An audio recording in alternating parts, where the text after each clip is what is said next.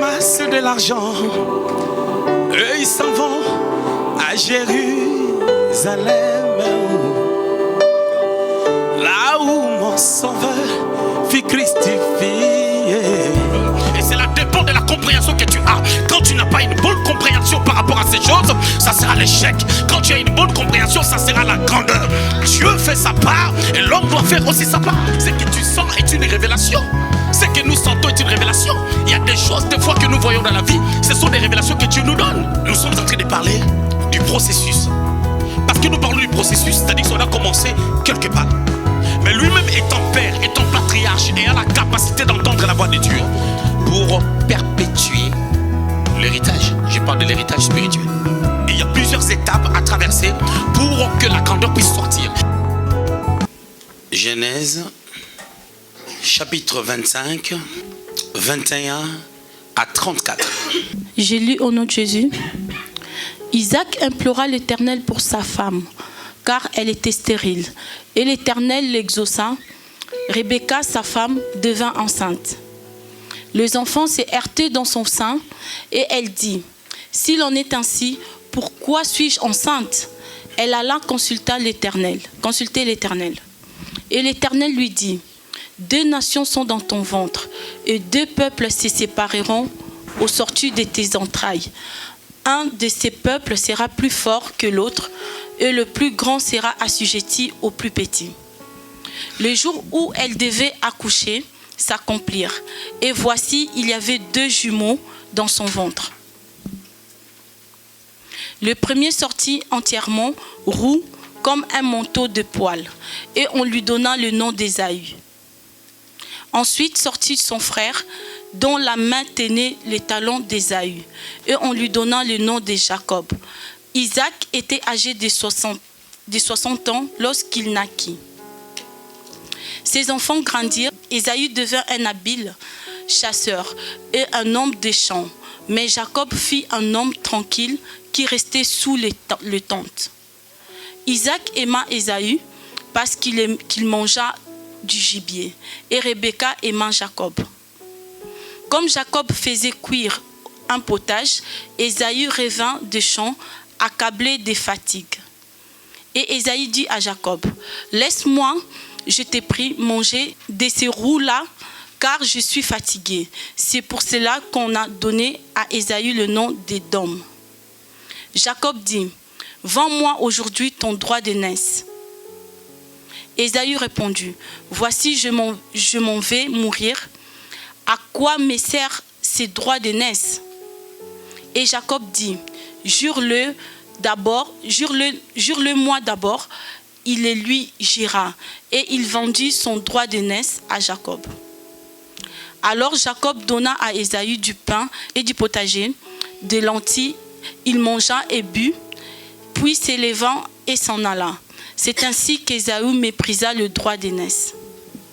Psaume 139, verset 16. Quand je n'étais qu'une masse informe, tes yeux me voyaient, et sur ton livre était tout inscrit le jour qui m'était destiné, avant qu'aucun d'eux existe. Alléluia. Voilà, que Dieu soit béni. Nous voulons parler du processus de la grandeur. Nous avons pour texte des bases, Genèse au chapitre 25, qu'on a lu tout à l'heure. C'est un merveilleux texte qu'on vient de lire. À partir du verset 21 jusqu'au 34e verset, il s'agit bien d'un personnage important de la Bible qui s'appelle Jacob. On va voir son histoire avec son frère Ésaü. Le processus de la grandeur. Un processus, normalement, c'est un cheminement ou un enchaînement d'événements afin de pouvoir aboutir à quelque chose. C'est lorsque une série d'événements se suivent pour arriver à un endroit, à un but, à une réalité ou à une situation quelconque. Nous parlons du processus de la grandeur. En d'autres termes, on peut définir le processus comme étant les étapes à traverser, bien entendu, parce qu'il n'y a que les hommes qui passent par un processus où, je dirais, Lorsque même nous avons une boîte de conserve, vous allez remarquer que pour qu'on arrive à obtenir ce qu'il y a là-dedans, dans un supermarché, cela passe par un processus qui amène la chose à la réalisation. Mais nous parlons bien entendu du processus de la grandeur. J'ai défini la grandeur sous deux tendances. Sur le plan naturel, déjà la grandeur, c'est la surface d'une étendue. La grandeur, c'est ce que vaut un espace. On peut dire que la grandeur de cet appartement est de 120 mètres carrés. Mais nous n'allons pas rester sur cette définition parce que ça nous importe peu, mais on va plutôt prendre la deuxième définition. La grandeur est une position. Est une position qu'une personne peut occuper suite à la personne qu'elle est, excusez-moi. Parce qu'elle a été préparée pour une grandeur. Ou je dirais, encore autrement pour bien m'expliquer, la grandeur, c'est le caractère de ce qui est grand. Or, ce qui est grand émane soit de sa superficie, et pour rentrer dans notre thématique, la grandeur peut nous parler ici de la position d'une personne par rapport à son niveau, par rapport à sa stature et par rapport à sa personne. Le processus de la grandeur nous amène à étudier les étapes qu'une vie peut traverser, les étapes que quelqu'un peut traverser pour atteindre une grandeur que nous considérons comme un niveau d'élévation, une certaine posture, une certaine position que l'homme peut avoir dans sa vie. Ok. Écoutez maintenant. Nous avons lu un merveilleux texte qui parle de l'histoire de Rebecca, dans Genèse chapitre 25. Rebecca qui était enceinte. Rebecca, la femme d'Isaac.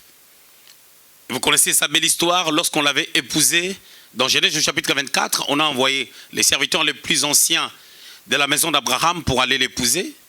Et cette femme, la Bible dit d'elle qu'elle a consolé Isaac. Isaac venait de perdre sa mère Sarah, qu'il a eue dans sa vieillesse. Et il fut consolé par la présence de cette femme Rebecca. Lorsque Isaac s'est marié avec Rebecca, il avait 40 ans. Mais pendant 20 ans, Rebecca n'arrivait pas à concevoir jusqu'à ce que son mari a imploré l'Éternel. Et l'Éternel a exaucé sa prière. Rebecca est tombée enceinte. La Bible déclare à un moment donné, les enfants sertaient dans le ventre, dans son ventre. Les enfants étaient en train de se battre. Il y avait une confrontation. Et du fait que les enfants sertaient dans le ventre, la mère ressentait une pression. Et naturellement, à ce niveau, la maman doit sentir qu'il y a quelque chose qui veut sortir. Et si on doit rentrer dans le contexte, à ce temps, il n'y avait pas l'échographie. Il n'y avait pas les médecins pour dire qu'il y a 2 enfants dans le ventre. Et cette femme qui est enceinte, elle savait très bien qu'elle était enceinte par la tradition, par ce qu'elle a appris des femmes qui étaient enceintes avant elle. Elle s'est retrouvée enceinte. Elle savait qu'elle était enceinte, mais par contre, elle ne savait pas qu'elle était enceinte de jumeaux. Et par ce mouvement, qui était à la fois spirituel, je dirais, et aussi naturel, parce que c'est quelque chose qu'elle ressentait dans son cœur, quelque chose qui le mettait mal à l'aise, si on rentre dans le contexte. Parce qu'elle avait dit, s'il en est ainsi, pourquoi suis-je enceinte? Parce qu'elle sentait comme si elle pouvait perdre le bébé. Comme s'il y a quelque chose qui n'allait pas. Elle n'était pas à l'aise, elle n'était pas en paix. Mais vous savez, dans la vie, il y a certaines situations qui nous mettent mal à l'aise. Ces choses concourent au bien de ceux qui aiment Dieu, ou je dirais à une révélation quelconque que le Seigneur peut nous donner. Le Seigneur, des fois, nous donne des causes de pouvoir chercher sa face afin d'être révélé, afin de savoir qu'est-ce qui se prépare dans la suite des temps. S'il n'y avait pas ces problèmes, elle n'allait pas aller consulter Dieu. Remarquons une chose, avant qu'elle tombe enceinte, c'est son mari qui a consulté Dieu, mais lorsqu'elle est tombée enceinte et que les choses n'allaient pas bien, c'est elle, par contre, qui a consulté Dieu. Parce que quelque part, elle a appris, elle a compris que, de la même manière que mon mari peut être exaucé par Dieu parce qu'il a prié, c'est que moi aussi, si j'ai prié, Dieu entendra ma prière et Dieu va m'exaucer. Vous savez, il y a une culture, il y a des choses qu'on apprend au travers des personnes qui sont à côté de nous. Vous savez, dans la vie, il y a des rencontres qu'on peut faire avec certaines personnes qui nous tirent vers le haut. Il y a des rencontres aussi qui nous tirent vers le bas. Il y a des gens dans la vie, j'aimerais dire 3-4 choses. Premièrement, dans ce qui concerne les rencontres, il y a des rencontres, lorsque tu rencontres, ou lorsque tu fais une belle rencontre avec quelqu'un, ça peut t'amener à obtenir des choses. Ça peut t'amener à quitter le niveau où tu étais pour aller à un autre niveau. Dans 1 Samuel au chapitre 18, vous allez voir, il y a une belle histoire de la rencontre de Jonathan et David. Une très belle rencontre. À partir du premier verset, David avait achevé de parler avec Saül et de lors l'âme de Jonathan fut attachée à l'âme de David. Et Jonathan l'aima comme son âme. Ce même jour, Saül retint David et ne le laissa pas retourner dans la maison de son père. Verset 3. Jonathan fit alliance avec David parce qu'il l'aimait comme son âme. Il ôta les manteaux qu'il portait pour les donner à David. Et il lui donna ses vêtements, même son épée, son arc et sa ceinture. On peut voir l'amour de Jonathan s'est manifesté par des actes qu'il pose. Il prend ses vêtements des princes, il les donne à un pauvre berger qui ne gardait que le peu de troupeaux de son père, afin de pouvoir lui transmettre quelque chose, pas seulement quelque chose de palpable, mais aussi une mentalité qui commence à être transmise à David. Parce que David avait la promesse, mais il manquait la stature, la grandeur correspondant à la promesse qu'il a reçue. Dieu ne cherche pas forcément des choses grandes pour les personnes grandes, pour les amener à la grandeur. Mais Dieu prend des choses viles de la terre, des personnes qui n'ont ni éclat, des personnes qui n'ont pas un certain niveau. Et par le processus de la grandeur, il les amène à la grandeur, il le place quelque part. Je disais qu'il y a des rencontres qui bénissent. David rencontre Jonathan, c'est une belle rencontre qui fait en sorte que David était le bénéficiaire de cette rencontre. La deuxième catégorie des rencontres qu'on peut faire, je dirais, il y a des rencontres qui font en sorte qu'on ne reçoive rien. Je disais premièrement, il y a des rencontres qui bénissent. David était bénéficiaire et Jonathan aussi était bénéficiaire. Mais sauf qu'on peut bénéficier de quelque chose dans le présent, comme les cas de David, et on peut aussi en bénéficier dans le futur. Dans 2 Samuel au chapitre 9, David pose la question, est-ce qu'il reste encore quelqu'un de la maison de Saül pour que je lui fasse du bien à cause de Jonathan? Et nous voyons combien Jonathan bénéficie de cette relation avec David. Pourquoi? Parce que les hommes ont tendance à pouvoir chercher à tout prix à récolter aussitôt qu'on sème. Pendant qu'il y a un temps où on sème et il y a un temps de la moisson. Et entre les temps de la sémaille et de la moisson, il y a toujours un creux, il y a toujours un laps de temps, il y a toujours un temps, parlant de la moisson, sur le plan naturel, il y a toujours un temps défini sur base des espèces de choses qui sont sémées. La deuxième catégorie de rencontres que je voulais dire, ce sont des rencontres qui ne nous donnent rien. On ne reçoit rien, on rencontre une personne, il ne te donne rien, tu ne lui donnes rien. Et ce genre de rencontres, en réalité, si tu es un homme intelligent, il ne faut pas que tu continues avec cette relation parce que ça t'amène nulle part. Parce que ça ne te bénit pas, parce que ça ne te donne rien. La troisième catégorie de rencontres, ce sont des rencontres qui te détruisent. Les rencontres qui te donnent rien. Tu rencontres quelqu'un, mais ça ne te donne rien. Ça ne te donne que des problèmes. C'est comme Samson et Dalila.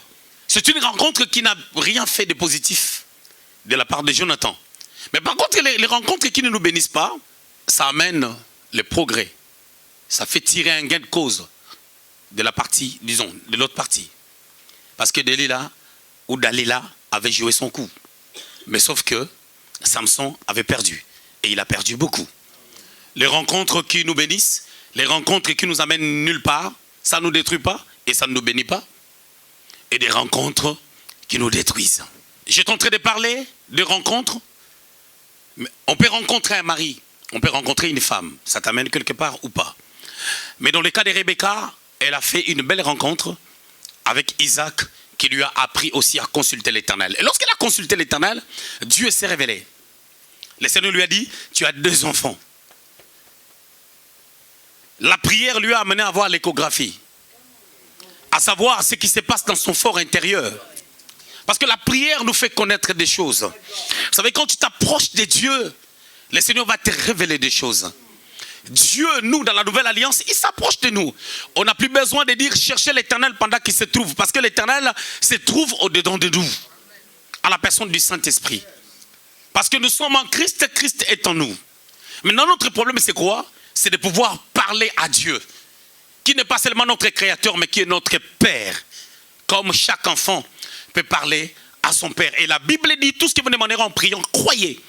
Et comme la prière est un dialogue, nous considérons que lorsque nous parlons, Dieu parle aussi. Et cette femme consulta l'Éternel, et l'Éternel l'a parlé. Jérémie 33, 3, un verset que les gens aiment bien. Jérémie 33, 3. Invoque-moi, je te répondrai. Je t'annoncerai de grandes choses, des choses cachées que tu ne connais pas. Dieu lui a dit, tu as 2 enfants. 2. Ça ne s'est pas arrêté là. Il lui a dit, 2 nations sortiront de toi. Et quand on parle de 2 nations, c'est-à-dire, il y aura 2 civilisations, 2 peuples, 2 races, 2 façons de voir des choses, 2 façons de concevoir des choses. Ça ne sera pas la même culture. Mais parce que ces enfants est en train de serter dans le ventre, il y a quelque chose de spirituel. La bataille avait déjà commencé dans leurs entrailles. C'est qu'on a vu extérieurement comment ça s'est manifesté déjà intérieurement. Et vous allez remarquer une chose.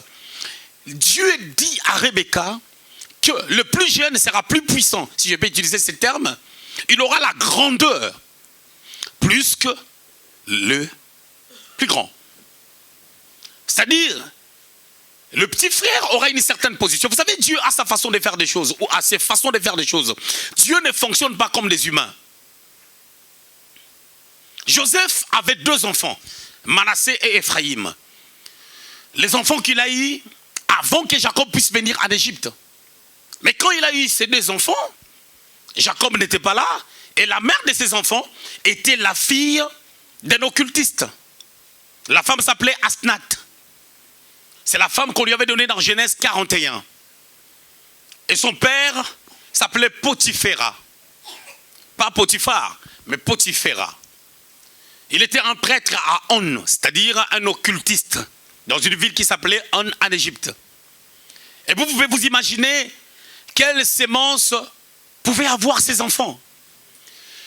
Mais lorsque Jacob vient, pendant les temps où il est resté avec eux, avant sa mort, dans Genèse 48, la Bible déclare ceci, il s'appuya sur son bâton, il réunit ses forces, il voulait bénir ses enfants.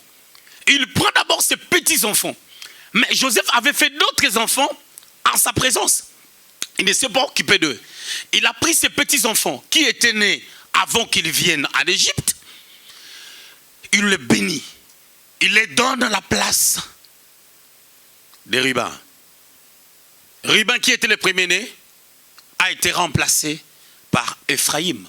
Mais lorsque Jacob le patriarche est en train de faire ces choses, Joseph oublie que lui aussi, il était l'avant-dernier fils, mais Dieu l'avait rendu premier. Et lorsque son père est en train de le faire, il doute. Il dit non, papa, pas ainsi. Ne fais pas ça.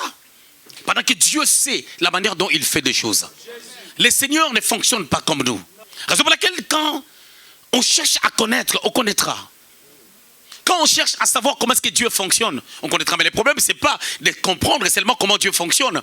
Mais il faut aussi admettre le principe où c'est que Dieu te poussera à faire. Il y avait 2 enfants, 2 nations qui sertaient dans le ventre. Et pendant qu'ils étaient en train de se battre dans le ventre, pendant qu'ils bougeaient, ils étaient en train de se battre. En d'autres termes, ils étaient en train de se dire, moi je suis ton grand frère. L'autre il disait, moi je suis ton grand frère. Ils se disaient, on est venus au monde ensemble. On est pareil. Et dans les ventres, il se disait déjà, moi je suis plus que toi. L'autre disait, moi je suis plus que toi. Et tu vas voir, je sortirai avant toi. L'autre disait aussi, moi je sortirai avant toi. C'est cette bataille qu'ils avaient dans le ventre. Et pendant qu'ils étaient en train de se batailler, vous savez, même quand 2 enfants se battent à la maison, toi parent, tu n'es pas tranquille. Et ça se faisait dans son ventre. Et quand ils étaient en train de se battre les 2, la maman est en train de ressentir. La maman est en train de sentir une pression. Il est parti consulter Dieu. Parce que c'est Dieu qui avait donné la réponse de la venue de ses enfants. Dieu avait répondu à la prière d'Isaac. Elle a dit, je n'attendrai pas Isaac. Je fais une belle rencontre d'une personne qui est patriarche, qui connaît Dieu, le fils d'Abraham. Il est le fils de l'alliance. Il a été même un jour sacrifié. Il a accepté de se sacrifier pour obéir à son père pendant que son père obéissait à Dieu.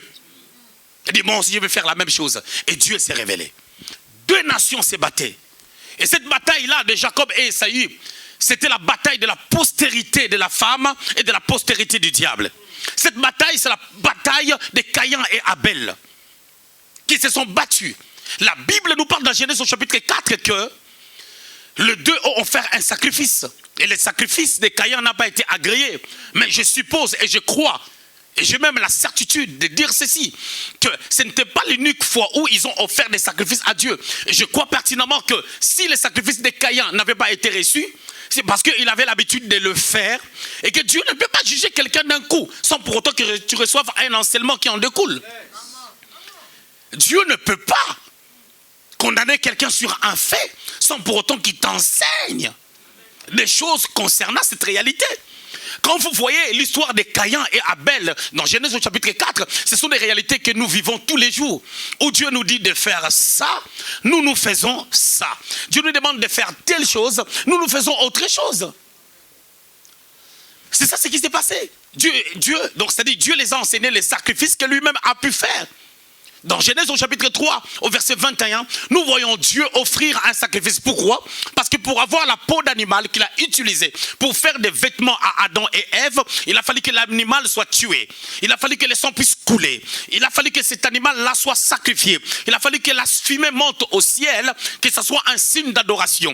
Et le sang qui devait couler, la Bible déclare sans effusion de sang, il n'y a point de pardon des péchés. Hébreux chapitre 9, verset 22. C'est-à-dire il y a eu toutes ces choses-là. C'est un modèle que Adam devait certainement transmettre à ses enfants. Mais nous regardons dans la vie d'Adam, lui-même il n'a pas offert des sacrifices. Mais où est-ce qu'Abel apprend à faire des sacrifices selon la pensée de Dieu? Soit il avait reçu un enseignement directement de la part de Dieu. J'en suis sûr et j'en suis même convaincu. Parce que Dieu ne peut pas juger à Caïn sans pour autant qu'il y ait un enseignement approprié qu'il a reçu concernant la manière à offrir à Dieu.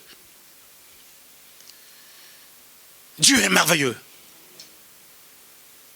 Mais il y a eu la bataille. Mais la bataille c'est quoi? Mais quand on dit dans Genèse au chapitre 3 verset 15 qu'il y aura l'inimitié, il y aura la bataille entre la postérité de la femme et celle du serpent, le problème c'est quoi? La postérité du serpent c'est le diable avec ses acolytes qui cherchent à posséder les gens afin que les gens soient destructeurs. C'est ce qui s'est passé. Ils ont revêtu Caïn par son incompréhension des manières dont Dieu fonctionne avec les hommes, et automatiquement, il était ennemi de son frère. C'est la même bataille entre Hérode et Jésus-Christ. Jésus venait de naître, Matthieu chapitre 2, Jésus venait de naître au verset 13. Lorsque les mages sont partis, la Bible déclare, Joseph a reçu un songe de la part de Dieu. On lui a dit, fais fouille en Égypte avec l'enfant et ta femme, parce que Hérode cherchera à tuer l'enfant. Ce que Hérode voulait faire pour Jésus, c'est ce qu'Ésaü est en train de faire dans le ventre avec Jacob. Et en d'autres termes, dans le ventre déjà, un enfant cherchait à étouffer l'autre enfant. Soit c'est Jacob, soit c'est Ésaü. Bien-aimés dans le Seigneur, la parole de Dieu, ce ne sont pas des blagues, ce sont des vérités. Lorsqu'on dit que David a connu des choses, la rébellion de son propre fils, il y a des choses qui existent parce qu'il y a eu une mauvaise gestion des choses. Je ferme cette parenthèse. Tu peux voir un enfant qui a une certaine façon de voir des choses, tu peux le traiter. Parce que la Bible dit, dans 1 Pierre 5, 8, la Bible dit, soyez sobre, c'est-à-dire soyez équilibrés. 2, veillez, point. Nous, on aime seulement la partie qui dit notre adversaire, le diable, rôde. Ce n'est pas ça le plus important. Le plus important, c'est d'être sobre et de veiller. Les enfants s'est battaient. Mais la femme, je voulais dire, s'est focalisée, elle a entendu la prophétie. Qu'est-ce qu'elle a fait de cette prophétie? Cette révélation qu'elle a reçue de la part de Dieu, est-ce qu'elle a partagé ça à son mari? La Bible n'a rien dit. Mais regardez ce qu'on a vu dans la suite des temps. La Bible dit ceci. Jacob restait avec sa mère à la maison, dans la tente. Pendant que l'autre était chasseur, il restait avec son père. Je suppose, si Isaac connaissait la révélation, peut-être qu'il allait commencer à être avec Jacob pour perpétuer l'héritage. Je parle de l'héritage spirituel. Isaac a vu quand même comment est-ce que son père a renvoyé Ismaël. Peut-être qu'on ne lui avait rien dit. Mais lui-même étant père, étant patriarche et a la capacité d'entendre la voix de Dieu. Parce que dans Genèse au chapitre 26, on voit quand même le surnaturel après la mort d'Abraham. Comment est-ce qu'Isaac développe la capacité de s'aimer dans un territoire qui n'est pas fertile. Et il y a eu productivité, il y a eu impact, il y a eu prospérité. La Bible déclare qu'il était devenu riche, richissime. Donc cet homme avait l'intelligence de Dieu. Est-ce qu'il n'était pas au courant? Point d'interrogation. Est-ce qu'il était au courant? Point d'interrogation. Mais dans les deux cas, même s'il n'était pas au courant, est-ce qu'il ne peut pas consulter Dieu pour savoir qu'est-ce que Dieu pense de ces deux enfants? Tu as deux garçons qui étaient des jumeaux, c'est déjà un signe. Quand tu as deux enfants, c'est différent lorsqu'il y a un seul enfant. Et les jumeaux, tu dois savoir quand tu as des jumeaux, il faut que tu aies la révélation de chaque enfant. Parce qu'ils sont venus au même moment. Et toi, parent, tu dois savoir exactement qu'est-ce qui se passe dans la vie de ces enfants. Qui est qui? Qui sera qui? Et Isaac avait la facilité de pouvoir connaître cela. Parce que c'est quelqu'un qui connaissait Dieu. Est-ce que vous savez que ces choses, nous les faisons? Laissons l'essentiel à côté pour connaître le plan de Dieu. Il y a des gens qui mettent même certaines choses à côté. Ils ne veulent même pas savoir quoi que ce soit. Parce que leur objectif, c'est autre chose. Ils pensent à autre chose dans leur vie. Les gens sont focalisés par ce qu'ils veulent, plutôt savoir ce que Dieu veut. C'est pour cela que les gens doutent même de prophéties. Mais 1 Thessaloniciens 5, verset 20 dit, ne méprisez pas les prophéties, mais examinez-le. On doit examiner les prophéties plutôt que douter des prophéties. Parce que tu ne sais pas, le langage peut être faible, mais derrière ces langages faibles, Dieu est en train d'annoncer les mystères. C'est comme, il part consulter Dieu, Dieu lui dit, consulter Dieu, Dieu lui dit, que deux enfants sont dans ton ventre. Mais on lui dit, deux enfants sont dans ton ventre. Mais on ne lui explique pas exactement que cette bataille va aller loin. On lui dit seulement que non, le petit frère sera plus grand. Mais derrière ça, il y a quelque chose qui se cache. La grandeur qui est sur Jacob n'est pas sur son frère. Ce qui veut dire que son frère est ton grand frère. Il ne va pas accepter cela dans la facilité. Et raison pour laquelle tu es tenté de sentir cela, c'est que tu sens, c'est un signe prophétique. Ce que tu sens est une révélation. Ce que nous sentons est une révélation. Il y a des choses des fois que nous voyons dans la vie, ce sont des révélations que Dieu nous donne. Il y a des choses qui se passent dans nos vies négativement et positivement. Ce sont des messages que Dieu nous donne. Surtout les choses négatives annoncent des choses. Parce que l'homme dans la joie a du mal à savoir, à détecter les mystères de Dieu et ce que Dieu veut lui enseigner. C'est là Dieu, des fois, il lance un appel par un problème qui arrive. Écoutez ce que la Bible dit. Le malheur atteint souvent les justes, mais Dieu en délivre toujours. Non, Dieu en délivre toujours lorsque les justes comprennent quel est le plan de Dieu, lorsque les justes décodent quel est le mystère qui était caché derrière cela. Mais lorsque les justes ne décodent pas, je dis que l'Éternel ne va pas le délivrer. Parce que pour que l'Éternel puisse le délivrer, ne prenez pas des versets bibliques comme des évangéliques. D'une manière simple, comme ça, allez dans la profondeur des versets bibliques. Il ne faut pas prendre des versets bibliques d'une manière évangélique. Prenez des versets bibliques d'une manière apostolique et prophétique pour entrer de la profondeur, pour savoir ce que Dieu veut nous transmettre. Et si les parents avaient pris soin de pouvoir étudier ces prophéties, ils allaient veiller sur les enfants. Mais écoutez ce que je voulais dire. Mais nous sommes en train de parler du processus. Parce que nous parlons du processus, c'est-à-dire qu'on a commencé quelque part pour aller quelque part. Et il y a plusieurs étapes à traverser pour que la grandeur puisse sortir. Il s'agissait bien de la grandeur qui était cachée dans la vie de Jacob. Et cette grandeur, son frère n'en avait pas. Nous sommes à l'église. Tu es assis avec quelqu'un, mais vous n'avez pas la même chose sur vos têtes. Chaque personne a quelque chose que Dieu a placé sur sa tête. Nous sommes tous chrétiens. Nous avons cru au Seigneur Jésus-Christ qui est mort à la croix. Romains chapitre 10, verset 9. En croyant et en confessant de notre bouche le Seigneur Jésus, nous sommes parvenus au salut. Mais nous ne serons jamais les mêmes parce qu'il y a un processus que chaque personne doit traverser afin d'atteindre un certain niveau, soit de la grandeur, soit de l'échec. Il y a deux choses. Soit soit tu échoues, soit tu réussis et tu atteins la grandeur. Et cela dépend de la compréhension que tu as. Quand tu n'as pas une bonne compréhension par rapport à ces choses, ça sera l'échec. Quand tu as une bonne compréhension, ça sera la grandeur. Dieu fait sa part et l'homme doit faire aussi sa part. Psaume 139, verset 16. Quand je n'étais qu'une masse informe, tes yeux me voyaient. Et sur ton livre était tout inscrit, les jours qui m'étaient destinés avant qu'aucun d'eux n'existe. Laisse-moi ce verset. Hein. Ici, le psalmiste est en train de parler. Le psalmiste dit, quand je n'étais qu'une masse informe, tes yeux me voyaient. Ici, nous voyons une personne qui n'a pas encore existé en réalité. Si on doit le coller avec Jérémie 1,5, avant que tu sois formé dans le sein maternel, je te connaissais, c'est la rejoint un peu ces passages. Ces deux passages se diffèrent un peu du fait que Jérémie s'appuie sur ce terme en parlant de la consécration de Dieu. Et quand on parle de la consécration, on parle du fait qu'on a été mis à part dès le sein maternel pour une destinée. Et c'est ce que le psalmiste reprend avec ses mots, avec son langage. Le psalmiste dit ceci: quand je n'étais qu'une masse informe et vide, tes yeux me voyaient. Mais si on doit rentrer, on doit introduire cette pensée dans notre contexte, on dira ceci: quand Ésaü et Jacob n'étaient que des masses informes et vides, les yeux de Dieu les voyaient. Et si les yeux de Dieu les voyaient, c'est que les yeux de l'ennemi aussi les voyaient. Pourquoi? Quand ils sortaient dans le ventre, ils étaient en train de batailler. On cherchait la grandeur. Jacob, maintenant, avait la sémence de Dieu. Il devait perpétuer une certaine race qui deviendra après le peuple de Dieu, par l'alliance que Dieu va établir avec ses peuples d'Exode. Au chapitre 19, au verset 6, il les a dit: je fais de vous un royaume de sacrificateurs. Mais Ésaü, c'est une race qui va se perdre.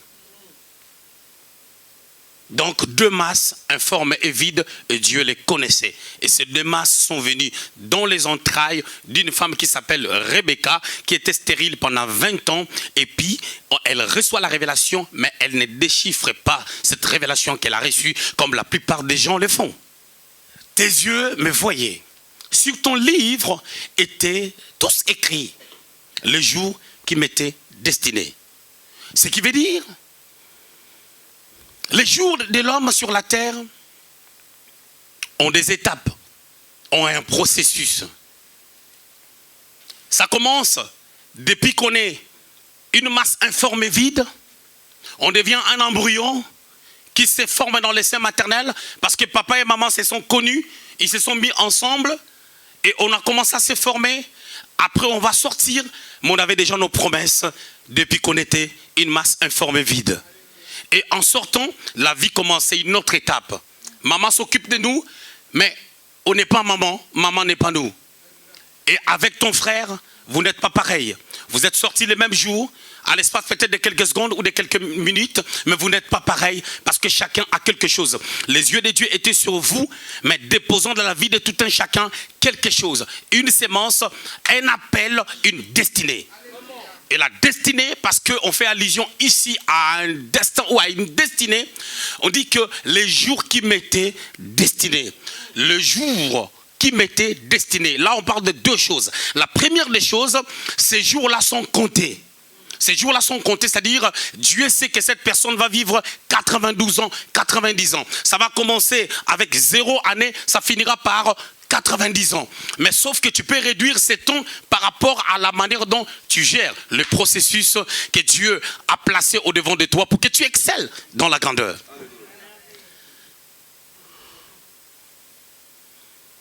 Ok. Il y a des jours qui m'étaient destinés. La deuxième des choses, c'est un accent sur la destinée.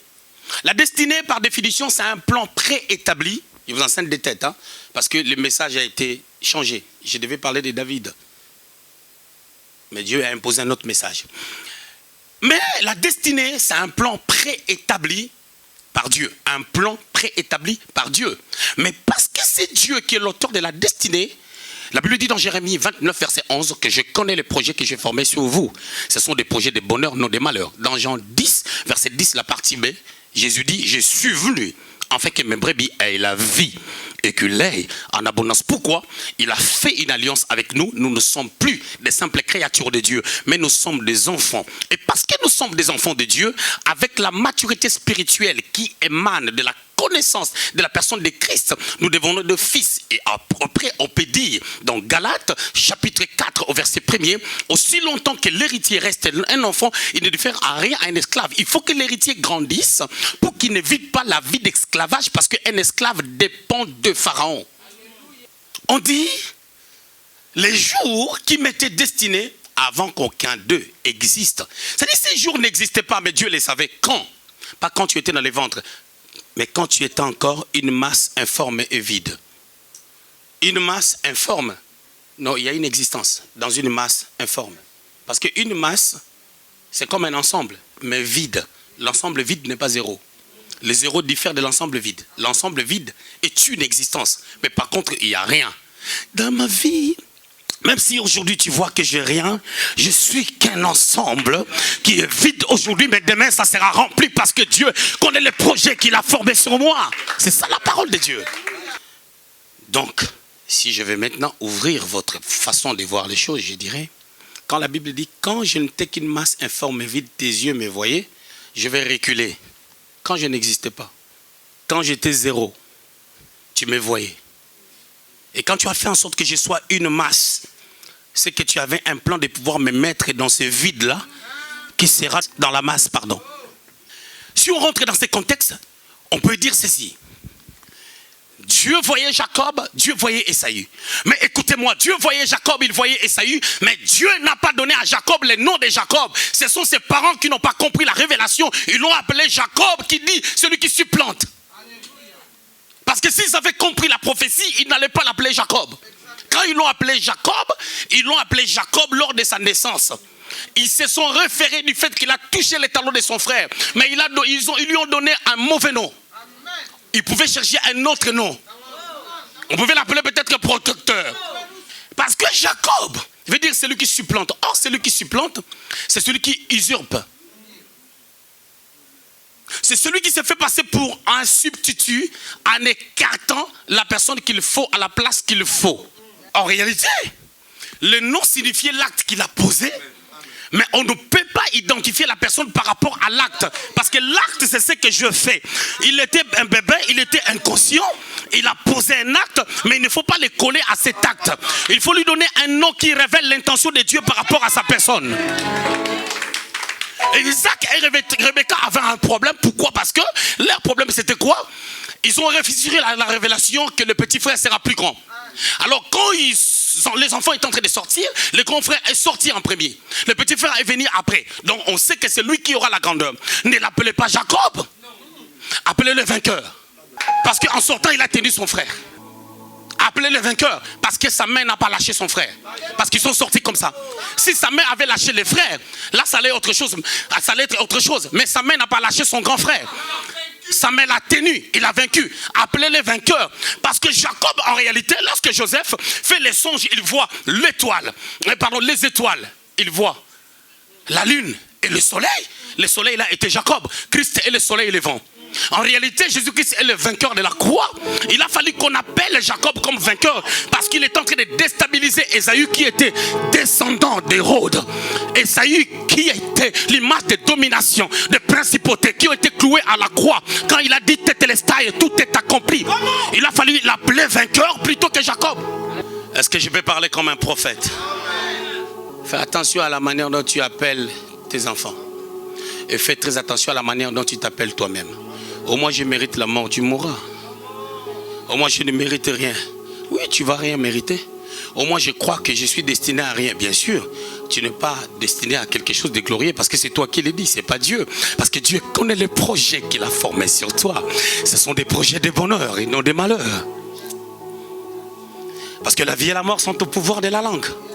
Ici, nous comprenons que Dieu avait destiné ces deux bébés à une certaine direction. Ok. Maintenant, remarquons une chose. Ça fait quand même bizarre.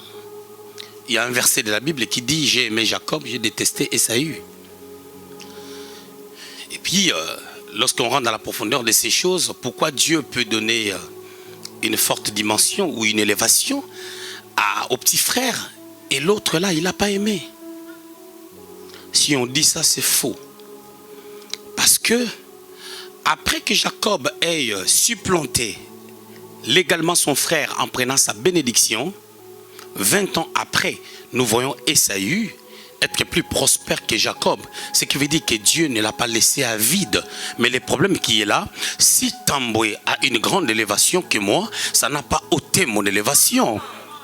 Si ton frère a une grâce plus que la grâce que tu portes, ça n'ôte pas la grâce que tu as. D'ailleurs, concernant la foi, Dieu ne cherche pas une grande foi. Il a dit, si vous avez la foi comme la graine de sénévé, c'est-à-dire pour que la montagne soit transportée, pour que ça soit jeté à la mer, il y a besoin d'une petite foi. Et quand on parle d'une petite foi, lorsque la montagne sera transportée, cette petite foi devient une grande foi. Dieu cherche les gens qui grandissent, les gens qui croissent dans des choses de Dieu. Alors c'est ce que Ésaü avait compris. Il dit, je vais être avec mon père parce que c'est lui qui a la matière. Même si je ne suis pas fait pour la grandeur, à force de rester avec Isaac, ça va couler en moi. Autrefois, je vous avais dit ceci. Je vous avais dit que lorsqu'on était en train de bénir Jacob, il avait les vêtements de son frère, ça descendait sur son frère. Mais aujourd'hui, je vous dis ceci, que lorsque son frère était tout le temps avec son père, après il allait dans la chasse, il s'est formé comme un homme. En étant avec son père, il était en train de bâtir quelque chose parce que c'est lui qui devait déverser la bénédiction. Jacob était avec sa mère. Il était avec sa mère. Or, à ce temps, la femme n'avait pas le droit de bénir. C'est pour cela qu'il y a des moments, il faut savoir avec qui tu dois être. Jacob pouvait dire, papa et maman, je vous aime. Mais je dois savoir qu'est-ce que je dois faire. L'autre est sans promesse, chasseur. À part la chasse, quand il prenait la viande, il l'amenait chez son père. C'est là où j'ai dit qu'il était aussi avec son père parce qu'il amenait la viande.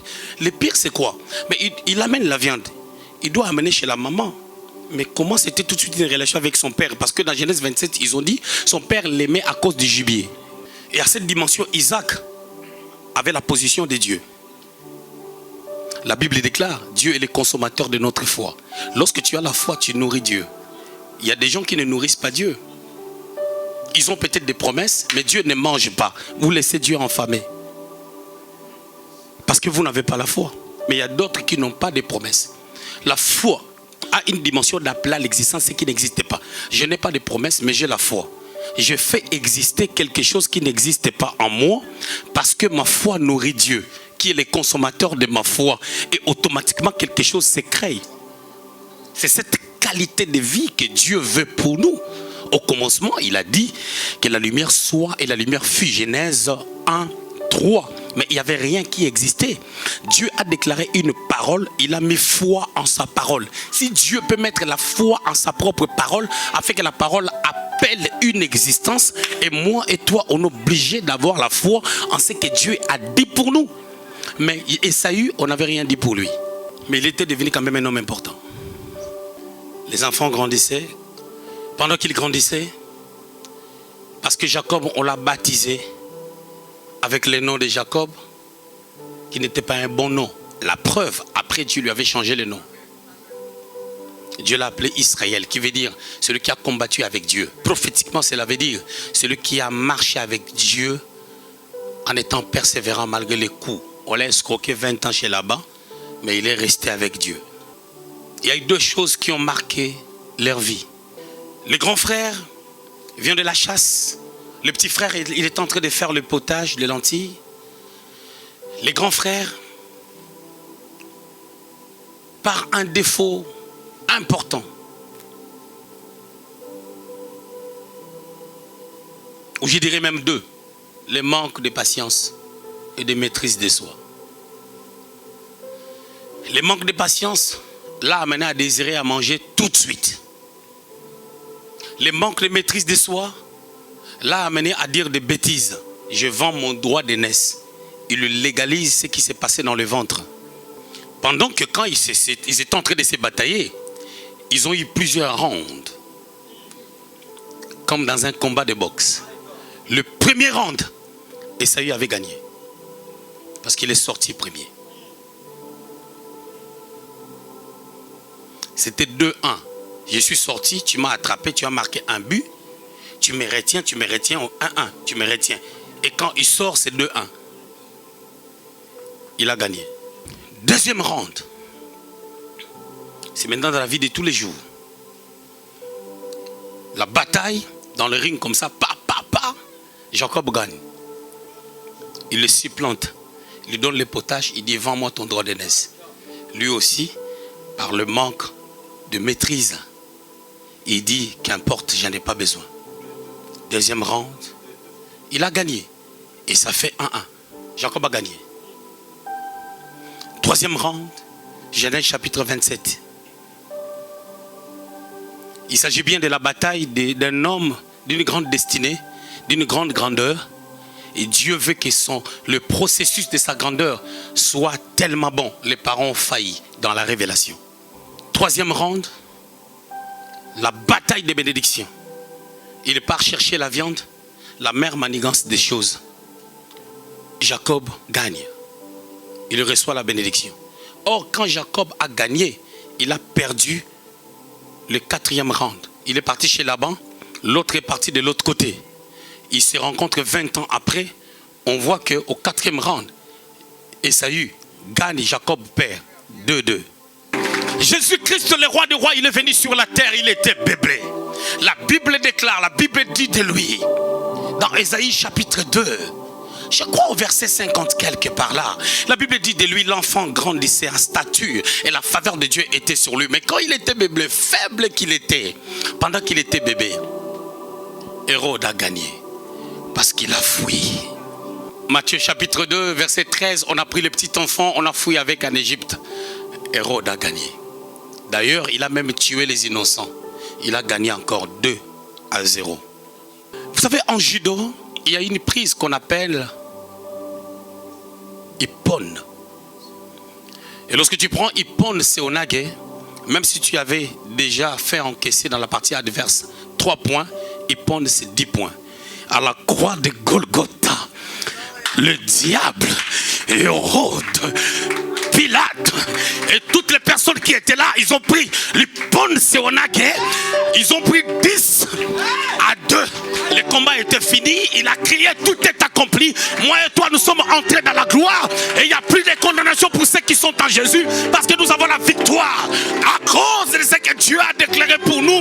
Nos jours, pendant que nous étions encore une masse informe vide, nos jours étaient destinés à une gloire parce qu'il y a un Dieu qui nous connaissait.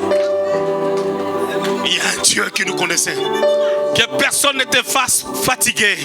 Que personne ne te fatigue par rapport à la situation que tu traverses. Quel est ton problème? Tu attends que tu signes un contrat, Mino? Tu attends que tu signes un contrat, Steve? Tu attends que tu signes un contrat? Je te dis que le contrat, tu l'as déjà signé. Parce qu'à la croix, il a dit tout est accompli. Les bénédictions sont accomplies. La gloire est accomplie. Le succès est accompli. Peu importe ce qui se passe dans le processus, tu peux perdre certains rounds, mais tu ne perdras pas à la fin parce qu'il y a une prise qu'on appelle Ippon Seonage. Ça donne 10 points. Que Dieu vous bénisse. Les hommes amassent de l'argent et ils s'en vont à Jérusalem, là où mon sauveur fut crucifié. Et cela dépend de la compréhension que tu as. Quand tu n'as pas une bonne compréhension par rapport à ces choses, ça sera l'échec. Quand tu as une bonne compréhension, ça sera la grandeur. Dieu fait sa part et l'homme doit faire aussi sa part. Ce que tu sens est une révélation. Ce que nous sentons est une révélation. Il y a des choses, des fois, que nous voyons dans la vie. Ce sont des révélations que Dieu nous donne. Nous sommes en train de parler du processus. Parce que nous parlons du processus, c'est-à-dire qu'on a commencé quelque part. Mais lui-même étant père, étant patriarche et a la capacité d'entendre la voix de Dieu, pour perpétuer l'héritage. Je parle de l'héritage spirituel. Et il y a plusieurs étapes à traverser pour que la grandeur puisse sortir.